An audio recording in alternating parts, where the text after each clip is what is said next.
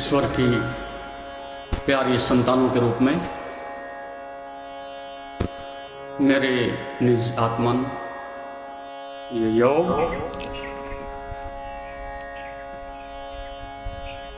देखने और सुनने की कला है। ये धर्म उस रस को पीने की कला है।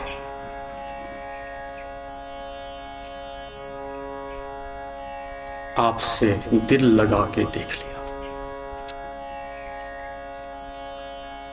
देखना और सुनना दो इस प्रकार की हमारी इंद्रियां हैं, जहां दोनों संयुक्त होती हैं, वहां से मनुष्य का निर्माण आरंभ होता है। मनुष्य का स्रोत देखने और सुनने में निश्रित है, आबद्ध है, केंद्रित है। और जिसके पास देखने और सुनने की कला नहीं, वह मनुष्य तो दिव्य था, श्रेष्ठ था, लेकिन जो देखने और सुनने की पात्रता खो देता है, वो सही अर्थों में मनुष्य होने की पात्रता भी खो देता है।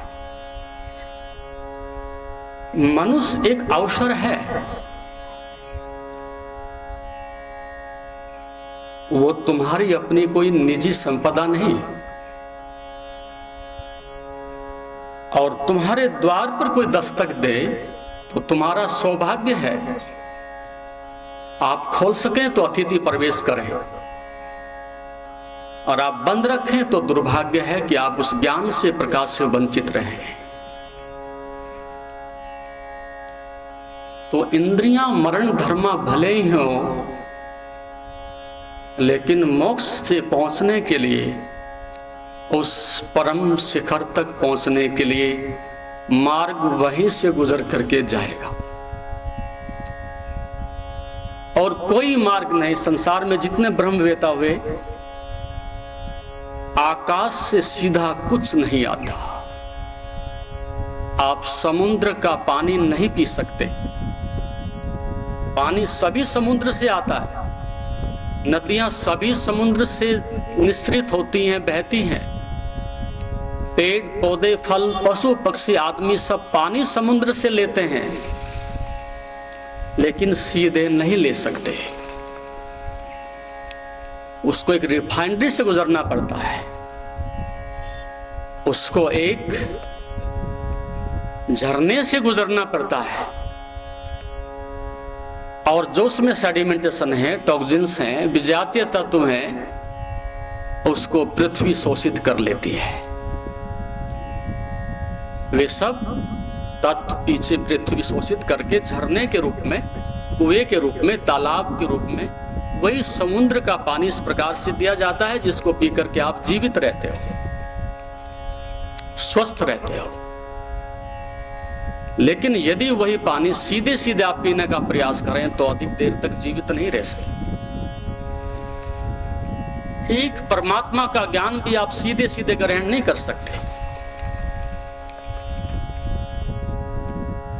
कोई उपाय नहीं, कोई साधन नहीं कि आप सीधे सीधे परमात्मा का ज्ञान ग्रहण कर सकें। उस ज्ञान को रिफाइनरी से गुजरना पड़ता है, उस चेतना के, इंद्रियों के और मन के और बुद्धि के और प्रज्ञा के माध्यम से गुजरना पड़ता है। और जिसके पास अपना कोई स्वयं का विकसित किया हुआ स्रोत नहीं, कोई झरना नहीं, कोई रिफाइनरी नहीं, कोई विवेक नहीं, कोई प्रज्ञा नहीं, तो ज्ञान तो बराबर बना रहेगा, प्रकाश बराबर उपस्थित रहेगा, लेकिन आप उसे वंचित रहोगे। जैसे कि सूर्य का प्रकाश चंद्रमा तक आता है, चंद्रमा का अपना कोई स्वयं का प्रकाश नहीं होता। चंद्रमा का प्रकाश वनस्पतियों में आता है। वनस्पतियों का तेज और बल और ऊर्जा मनुष्य में आती है और उससे मनुष्य की जो इंद्रियां हैं वो उसको ग्रहण करके इस जीवन को आगे बढ़ाती हैं। आपने शायद सोचा नहीं होगा कि सब कुछ ऐसे ही आ रहा है। ठीक इसी प्रकार से जो आप देखते हो और सुनते हो उससे मनुष्य निर्मित होता है, मनुष्य का मन निर्मित होता है, उसी से बुद्धि निर्मित होती है, उसी से प्रज्ञा बनती है और उसी से प्रज्ञा और श्रद्धा अपने को समर्पित करके चेतना का, आत्मा का, उसका अनुभव करती है। इसलिए अनंत काल से हमारे ऋषियों ने ज्ञान को देखा है, सुना नहीं। क्योंकि जो सुना जाता है उसको हम शास्त्र कहते हैं और जो सीधे देखता है उसको हम धर्म कहते हैं। और सीधे तब देख सकते हो कि जब इंद्रियां से लेकर के और चेतना तक सब पारदर्शी हो जाए, मिररवत हो जाए, दर्पणवत हो जाए, उसको हम धर्म कहते हैं। जहां जहां आप देखो तो दर्पण में बिना इंद्रियों के, बिना किसी मध्यस्थता के, बिना किसी मन के सीधे आप देखने की कला ग्रहण कर सकें, उसको हमने धर्म कहा। और जो दूसरे के माध्यम से आता है, श्रवण करके आता है, सुन के आता है, उसको हम सत्संग कहते हैं, शास्त्र कहते हैं। इसलिए वेद का ऋषि जब कहता है दृष्टा होकर के कि मैंने देखा,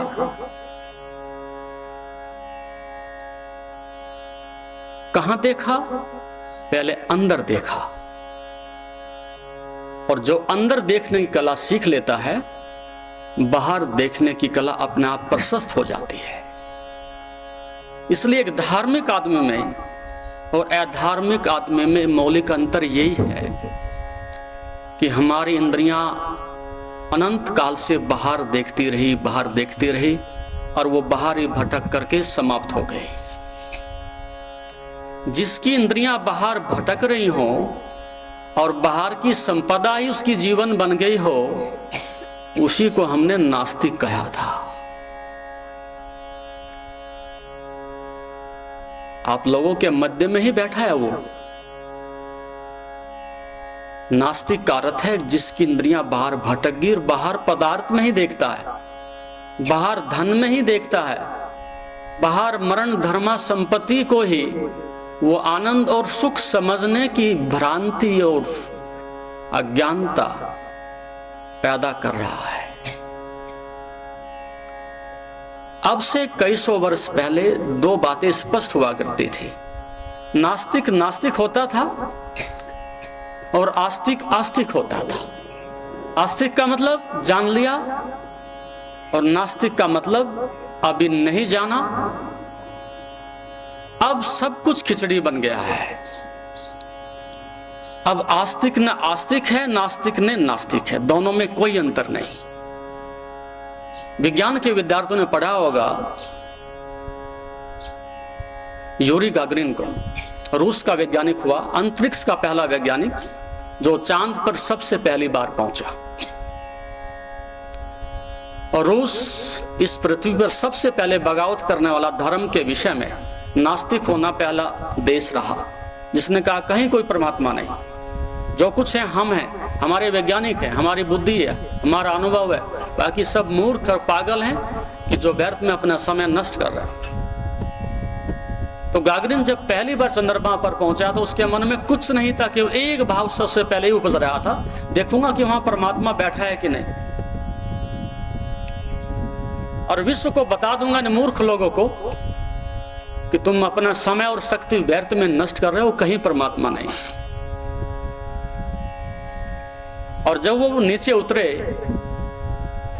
अंतरिक्ष से होते हुए रूस आए और उनको जो कॉन्फ्रेंस हुई, बैठे और बात हुई, सबसे पहले उस व्यक्ति ने एक ही बात की, देख लिया वहां कोई परमात्मा नहीं है।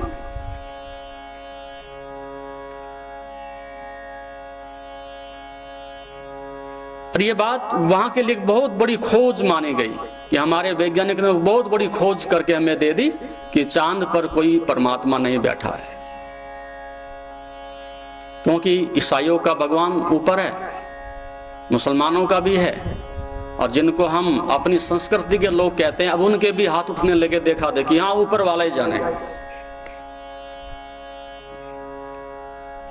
तो एक तरह का व्यक्ति था समाज में जो कहता है कि परमात्मा है, और दूसरी तरह का आदमी कहता है अच्छा हम जाकर के देख लेते हैं, चांद पर देख लिया, मंदिर में देख लिया, गुरुद्वारे में देख लिया, और हमने देखा कहीं परमात्मा नहीं है। तत्काल उसका खंडन हो जाता है। लेकिन एक भूल सदा से होती रही, और वो अभी भी हो रही है, आगे भी होती रहेगी। यदि आपको किसी मनुष्य को ढूंढना हो तो मनुष्य में ही ढूंढा जा सकता है। किसी पौधे के विषय में जानना हो, पौधे का साक्षात्कार करना हो, तो पौधे को पौधे में ही ढूंढा जा सकता है। एक जानवर को जानवर में ही तलाशा जा सकता है। उसके विपरीत आप कहीं भी उसकी खोज नहीं कर सकते। लेकिन जब ये बात सत्य है तो पहली संभावना ये होनी चाहिए थी, पहली कसौटी ये होनी चाहिए थी कि मनुष्य पहले अपने घर में तो ढूंढ लेता है, पहले अपने अंदर तो ढूंढ लेता, क्योंकि संसार तो अनंत है, बहुत दूर है, बहुत विस्तार है। कहां कहां ढूंढने के लिए जाओगे? कितने मंदिर हैं, कितने मस्जिद हैं, कितने गृह और उपग्रह हैं। लेकिन पहली प्राथमिकता ये होनी चाहिए थी कि अपने अंदर ढूंढ लें, और ना पाए तब हम घोषणा करें कि अंदर ढूंढा था और नहीं पाया। तब हम कह सकते हैं सही अर्थों में। लेकिन ये भूल आज भी हम कर रहे हैं कि हम बिना जाने ही अपने को आस्तिक कह देते हैं, और बिना खोज किए हुए ही अपने को नास्तिक कह रहे हैं। दोनों ही दिशाएं अपने से भटक जाती हैं। तो योग की मान्यता है, योग का कहना है कि देखने की जो कला है वो पहले स्वयं से आरंभ की जाए। जो स्वयं को देखने में सफल हो जाता है वो सबको देखने में और जानने में सफल हो जाता है। तो धर्म का सबसे पहला सूत्र है देखने की कला। इसके बाद आती है फिर सुनने की कला। लेकिन हमारे पास अब दोनों ही समाप्त हो गई है। अब आप सोचते हैं कि हम सुन रहे हैं, सुनने वाला व्यक्ति मिलना दुर्गम हो गया है, कठिन से कठिनतम हो गया है। प्रत्येक व्यक्ति दूसरे को सुनाने के लिए आतुर है, सुनाने के लिए ढूंढ रहा है जगह जगह जहां भी जाता है कि कुछ सुनने वाला मिल जाए।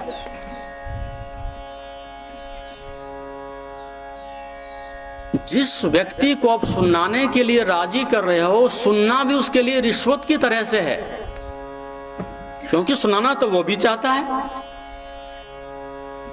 और जो व्यक्ति आपकी सुने ही नहीं, सुनाता ही रहे, सुनाता रहे, तो फिर आप कहते हैं यार बहुत बोरिंग पैदा कर रहा है, बोरिंग पैदा कर रहा है, ऊब पैदा कर रहा है, उससे तुम बच करके निकालते। तो आदमी के पास और कुछ नहीं बचा सिवाय बोलने के, और वो भी अनावश्यक, अनर्गल, जिसमें कोई सार तत्व तो नहीं, कोई अनुभव नहीं। एक आदत की तरह से आदमी बोले जाता है, और आदमी को ये पता नहीं कि तुम बोल रहे हो तो बोलना ही नहीं, तुम सुन भी रहे हो। जो कूड़ा कचरा तुम दूसरे के ऊपर डाल रहे हो, ठीक उसी के समतल पैरेलल आप अपने अंदर भी उसको रिस्टोर कर रहे हो, और वो अंधकार, अज्ञान और मूढ़ता दुगनी सघन हो रही है, क्योंकि तुम्हारा मन और इंद्रियां भी तो सुन रही हैं जो आप कह रहे हो। तो सुनने की जो कला है वो योग बताता है कि तब आती है कि जब आप खोज करते हो, जब आप जानना चाहते हो, जब आप कहीं पहुंचना चाहते हो। तो मैंने कहा तेरी उम्मीद छूट नहीं सकती, तेरे दर के सिवा दर ही नहीं, और क्या देखने को बाकी है, आपसे दिल लगा के देख लिया। तो योग देखने की और सुनने की, और फिर उसको हृदय से जोड़ने की कला है।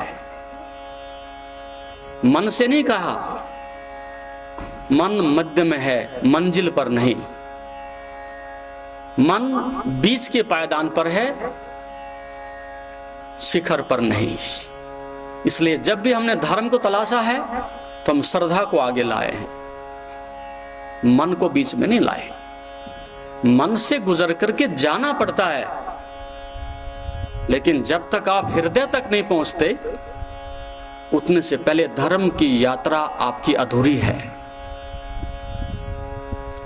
और पूरी मनुष्य जाति मन पर ही पैदा हो रही है और मन पर ही नष्ट हो रही है, समाप्त हो रही है।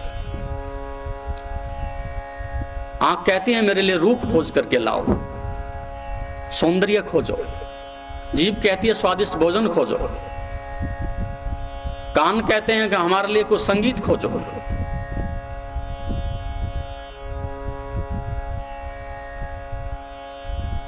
और इस खोज में जो आप बाहर खोज रहे हो, धीरे धीरे धीरे जो मूर्छा है, तंद्रा है, वो अधिक बढ़ती चली जाती है। तो इंद्रियों के द्वारा जब मन तक कोई चीज आती है तो वहीं पर आपका मन जो मंत्री है वो निर्णय कर देता है, वो बुद्धि तक जाने ही नहीं देता। बुद्धि निर्णय ले से पहले मन ही निर्णय लेकर के वहीं से वापस लौटा देता है। इसलिए धीरे धीरे मनुष्य की बुद्धि पर भी जंग लग गया है।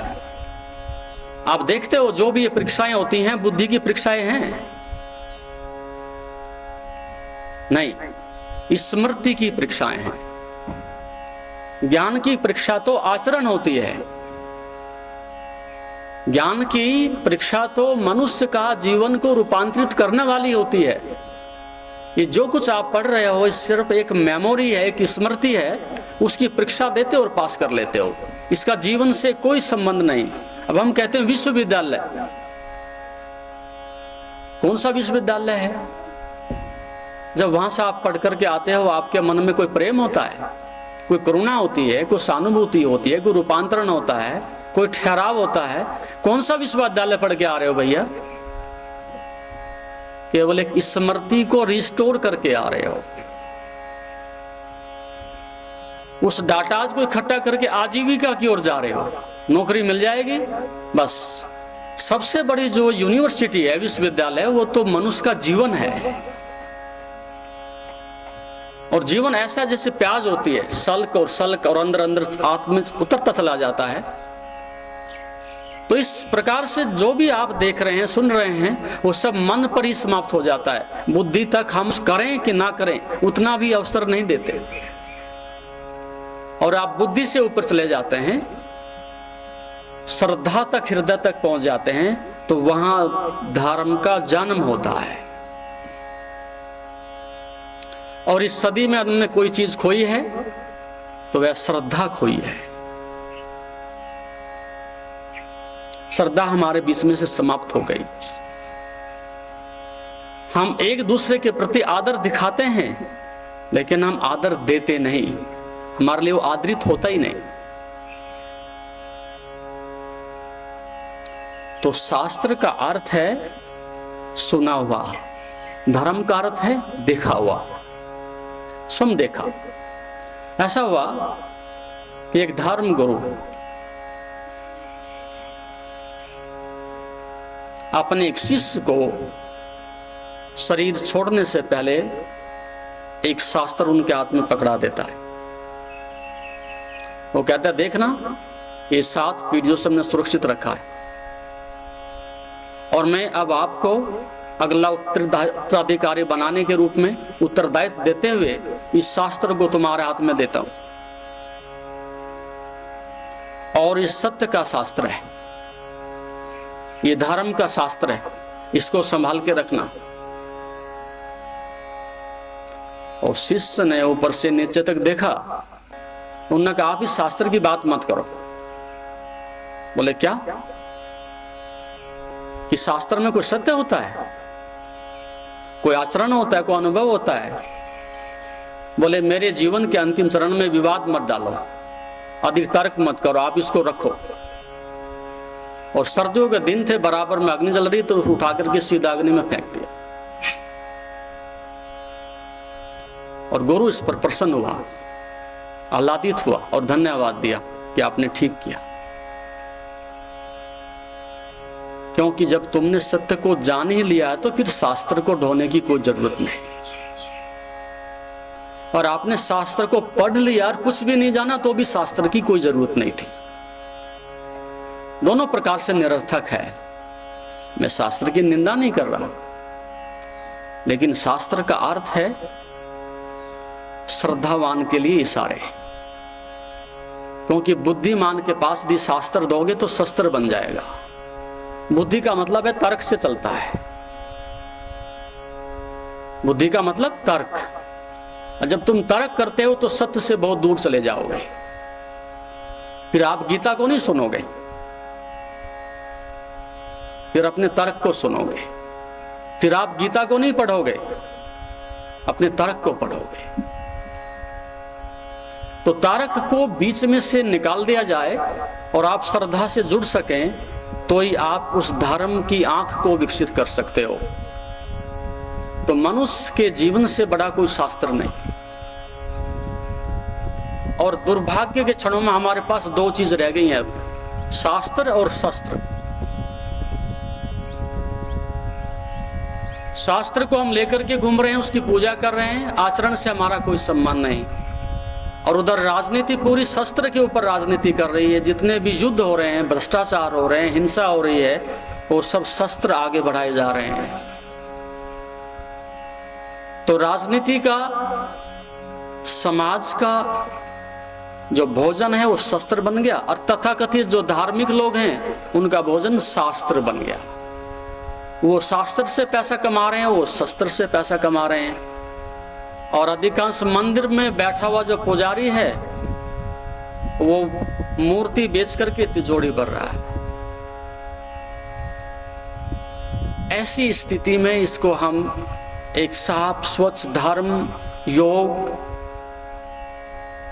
संस्कृति कुछ भी नहीं कह सकते। तो हम इस बात को अभी समाप्त करना चाहेंगे। पुनः एक बार फिर मैं आपको बता देता हूं कि सीधे सीधे आप ज्ञान को ग्रहण नहीं कर सकते। सबसे पहले देखने की और सुनने की कला को विकसित करिएगा। जब भी आप देखते हो श्रेष्ठतम देखिएगा, क्योंकि देखना तो है ही, तो श्रेष्ठतम ही देखिएगा। चुनाव भी तुम्हारे हाथ में ही है, तो निकृष्ट को क्यों चुनना, दुख को क्यों चुनना है, जब चुनना ही तुमने है और चुनने में तुम्हारी स्वतंत्रता है। तो जब भी ये सुबह तुम्हारी आंख खोले, पहले कदम पर तुम श्रेष्ठ को चुनो। तो क्या चुनो? वाणी, विचार, प्रेम, श्रद्धा और सत्य।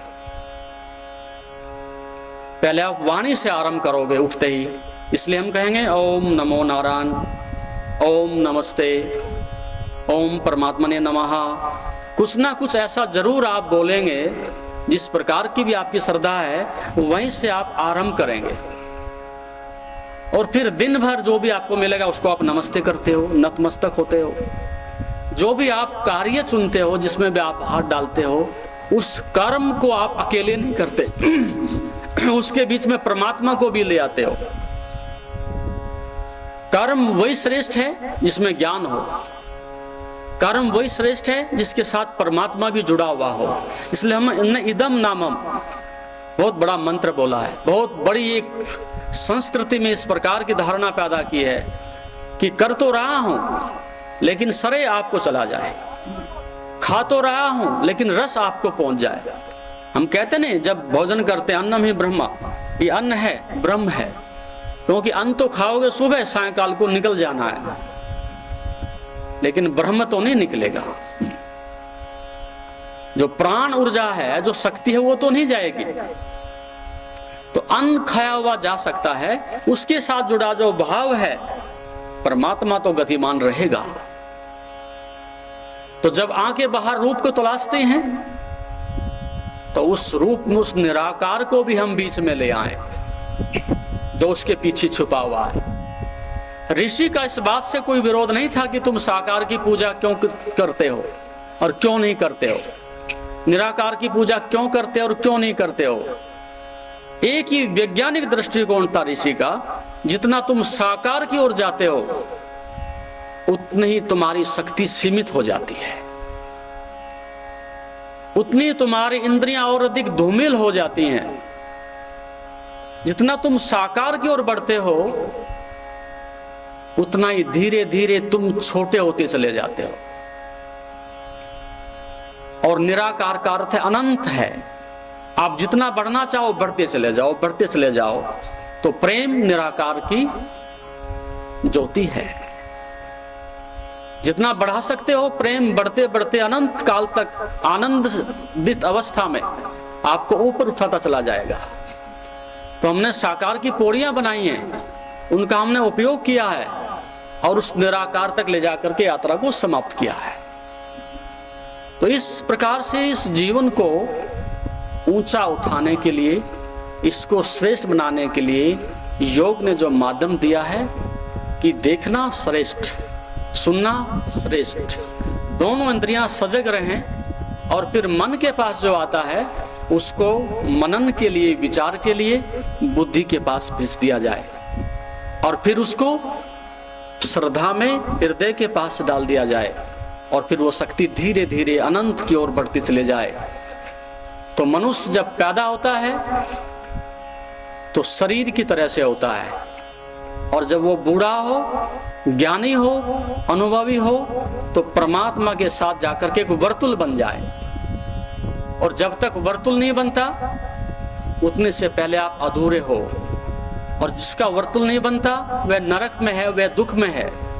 सृष्टि में जो कुछ भी पूर्णतः आनंदित है, प्रफुल्लित है, वो उसी अवस्था में प्रफुल्लित आनंदित है जहां एक वर्तुल बन जाता है, एक पूरा सर्किल बन जाता है।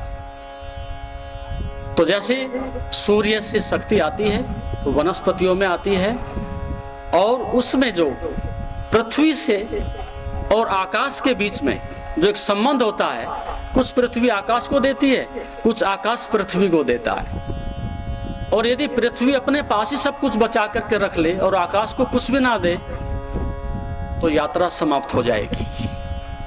तो आप रात्र को देखते होंगे कि जो पौधे होते हैं उसमें से वाष्पीकरण होता है, तेजी से होता है। बहुत सारा पानी पुनः आकाश को पौधे फेंक देते हैं और आकाश फिर समुद्र से जुड़ा हुआ है और फिर वो पौधों से जुड़ा हुआ है। इसी प्रकार से वहां से उठा हुआ पानी और पौधे फिर लेकर के उसको आकाश में फिर लौटा देते हैं।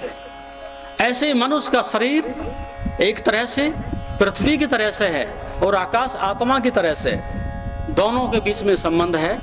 यदि ये शरीर अपने संपूर्ण शक्तियां आत्मा को नहीं दे देता तो धर्म का जन्म नहीं हो सकता, योग का जन्म नहीं हो सकता, आनंद का संगीत नहीं फूट सकता।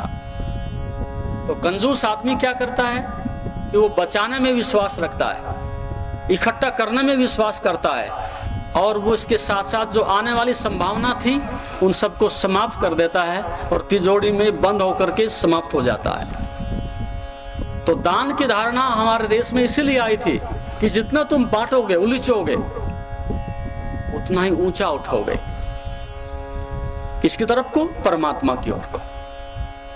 तो धन और धर्म दोनों की राशि एक ही है, एक ही जगह समाप्त होते हैं लेकिन दिशा अलग अलग है। तो धन को चुनोगे तो भोग तुम्हारी मंजिल है और धर्म को चुनोगे तो आनंद आपकी मंजिल है, वो तुम्हारा अपना चुनाव है। तो चुनाव ही निर्णय करता है कि मंजिल किस ओर जाने वाली है।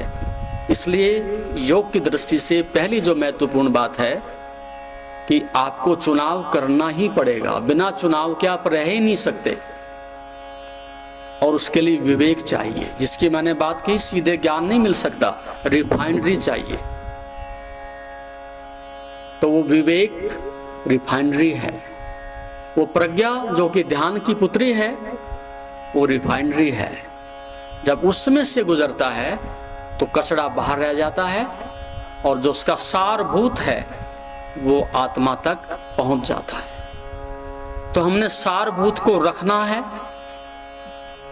शरीर से उठा करके चेतना तक उस सारभूत को पहुंचाने की प्रक्रिया का नाम आत्मज्ञान है। आत्मा को भी नहीं लाना, ज्ञान को भी नहीं लाना, प्रकाश को भी कहीं से नहीं लाना, है सब कुछ आपके अंदर ही। लेकिन बीच में जो अवरोध आ गया है, बीच में जो बाधा आ गई है, बीच में जो आवरण आ गया है, उसको हटाना वो मनुष्य के मनन का, विवेक का, उसकी प्रज्ञा का कार्य है। यदि आप उसको संपन्न कर लेते हो और आने वाले जो कूड़ा कचरा है उसको फेंकने के लिए बाहर राजी हो जाते हो,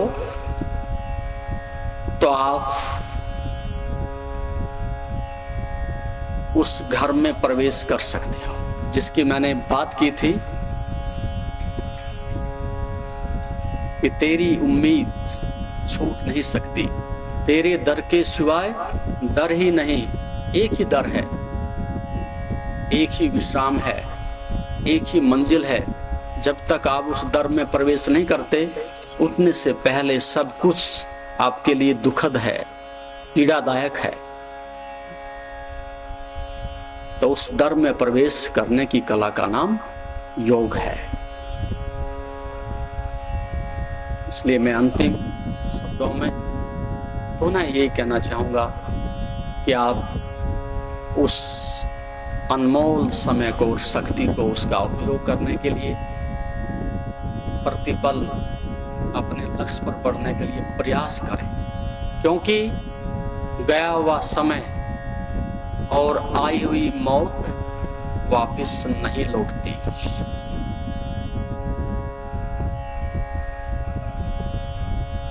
तो एक एक क्षण जो आपको मिला है उसको आप निचोड़ लें, उसका पूरा पूरा रसास्वादन ले लें,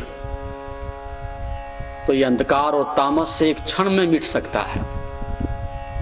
लेकिन हमारे तो क्षण नहीं, वर्षों की बात है, ऐसे ही गए। जन्मदिन मना लेते हैं, आयोजन करते हैं, प्रसाद बांटते हैं, लेकिन तुमने कितना खो दिया है उसकी गणना कोई नहीं करता।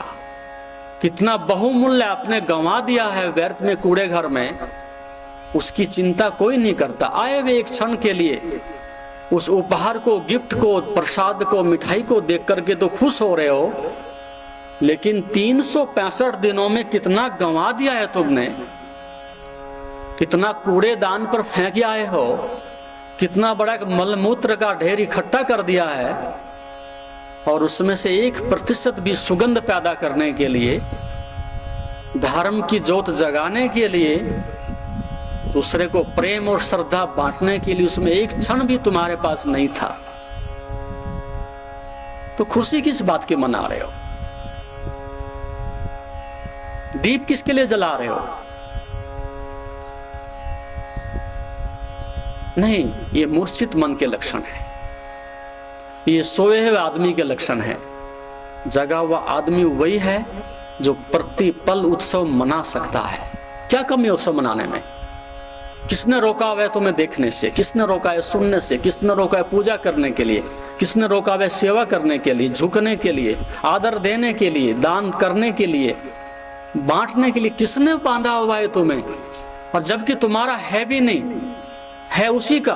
उठा के यहां से वहां तक पहुंचाना है, और सरे तुम्हें मिल रहा है। मजे की बात यह है, माल उसका और मजा तुम्हें मिल रहा है। दानी तुम बन रहे हो और दान उस प्रभु का दिया हुआ है, जीवन उस प्रभु का दिया हुआ है, और आनंद तुम्हें मिल रहा है, और उसको भी तुम लेने से भी वंचित हो और द्वार बंद करके बैठे हो। तो इससे बड़ा दुर्भाग्य मनुष्य का और क्या हो सकता है? तो आप छोटे पद पर हो कि बड़े पद पर हो, यह महत्वपूर्ण नहीं। आपके पास 1 लाख है कि 1 रुपया है, यह महत्वपूर्ण नहीं। आप पठित हो कि अपठित हो, यह भी महत्वपूर्ण नहीं। आपको कोई सम्मान देता है कि नहीं देता, यह भी महत्वपूर्ण नहीं। एक काम यदि आप कर सकते हो तो संसार की समस्त संपदा आपके पास अपने आप आमंत्रित हो जाती है, इकट्ठी हो जाती है। वह क्या? कि उसके दर में प्रवेश कर जाओ। उसके पहले एक दृढ़ महान संकल्प होना चाहिए, जब तक तेरे दर में प्रवेश ना कर जाऊं, उससे पहले जीवन की इस यात्रा को कहीं भी स्थगित नहीं होने दूंगा। कितनी भी कीमत चुकानी पड़े, बराबर में दांव पर लगाते चला जाऊंगा। और ऐसे व्यक्ति के लिए मौत का कोई अस्तित्व नहीं रह जाता। मौत मरे हुए आदमी को उठाती है, मौत नास्तिक आदमी को खींचती है, मौत मरे हुए आदमी को उठाती है। धार्मिक आदमी की कोई मौत नहीं होती। धार्मिक व्यक्ति ऐसा प्रकाश होता है जो सदैव प्रज्वलित रहता है। क्योंकि जहां तक शरीर की बात है, शरीर तो पहले ही मरा हुआ है। शरीर की दृष्टि से आप जीवित कहो अपने को, वो तो आत्मा का जब तक प्रकाश है तो उसके कारण से जीवित है। अपने आप में तो शरीर पहले ही मरा हुआ है। तो धार्मिक आदमी की कोई मौत नहीं होती। दस्तक दे द्वार पर तो पाएगी यहां पहले से, हमसे पहले कोई किसी को मार चुका है। और जिसको ये पता है कि जो मरने जैसा था पहले ही मर गया, तो मौत उसको मारने के लिए नहीं आती। जिसको ये भ्रांति रहती है कि मैं जीवित हूं और मेरा शरीर भी जीवित है और मेरी तिजोरी भी जीवित है और मेरा पद भी जीवित है, उसको मारने के लिए मौत आती है। लेकिन जिसको पता है कि जो मरने जैसा था वो पहले ही मार दिया गया, तो फिर मौत वहां नहीं आती। तुम्हारी मैं को छीनने के लिए मौत आती है। जिसके पास मैं जैसा कुछ नहीं, वो व्यक्ति आज भी शाश्वत है और आगे भी शाश्वत रहेगा। तो इस प्रकार का व्यक्ति अपने घर में वापसी करता है। इस प्रकार का व्यक्ति उसके शरण में जाकर के निर्भय हो जाता है।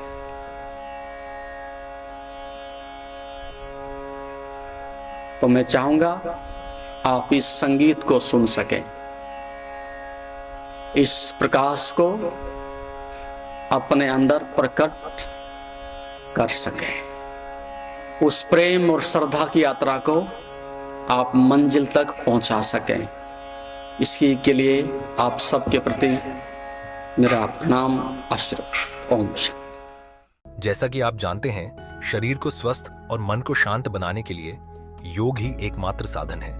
जीवन को योगमय बनाने के लिए व योग दर्शन के मर्म को आत्मसात करने हेतु गुरुदेव के आशीर्वचनों को श्रवण करें। उनके द्वारा दिया गया मार्गदर्शन आपके जीवन में सकारात्मक बदलाव लाएगा। अगर आप पतंजलि योग दर्शन सीखना चाहते हैं और इस प्राचीन ज्ञान को अपने जीवन में शामिल करना चाहते हैं, तो हमसे संपर्क करें। हमारे योग सत्र न केवल आपके शरीर को स्वस्थ बनाएंगे, बल्कि आपके मन और आत्मा को भी संतुलित करेंगे। अधिक जानकारी के लिए हमें नीचे दिए गए विवरणों पर संपर्क करें। हमारे साथ इस योग यात्रा की शुरुआत करें और अपने जीवन को शांति और सकारात्मक ऊर्जा से भरें। धन्यवाद। आपका दिन शुभ हो। ओम नमस्ते।